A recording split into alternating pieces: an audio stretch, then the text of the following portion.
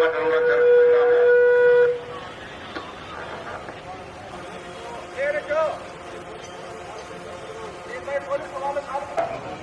మీరందరూ సహకరిస్తారని నాకు తెలుసు. కడప పట్టణ ప్రజలు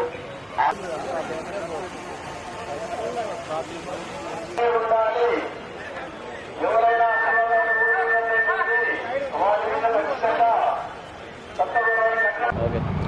కడప పట్టణ ప్రజలకు, రాజకీయ నాయకులకు, అన్ని పార్టీ వాళ్లకు మా తరపు నుంచి, పోలీసు వారి తరపు నుంచి, అదేవిధంగా జిల్లా ఎస్పీ సిద్ధార్థ్ కౌశల్ సార్ యొక్క తరపు నుంచి మా విజ్ఞప్తి ఏంటంటే, ఎన్నికలు మనం ఎక్కడా లేని విధంగా చాలా ప్రశాంతమైనటువంటి వాతావరణంలో అందరి లీడర్లు, అదేవిధంగా ప్రజలు, పోలీసులు, మీడియా వాళ్ళ యొక్క సహకారంతో ఎన్నికలు చాలా ప్రశాంత వాతావరణంలో చేసుకున్నాము.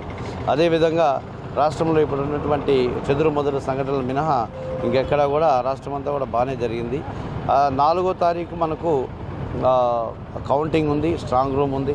సో అందరూ లీడర్స్ ఇక్కడికి వస్తారు, ప్రజలందరూ కూడా ఇక్కడే ఉంటారు. కాబట్టి లీడర్స్ ఎక్కువ మంది రావడం వల్ల కొంత క్లాషెస్ ఉండే సందర్భం ఉంటుంది. కాబట్టి ఆ రోజు 4వ తారీఖు కర్ఫ్యూ వాతావరణాన్ని ప్రజలందరూ, నాయకులతో పాటు అందరూ కూడా పాటించాలి.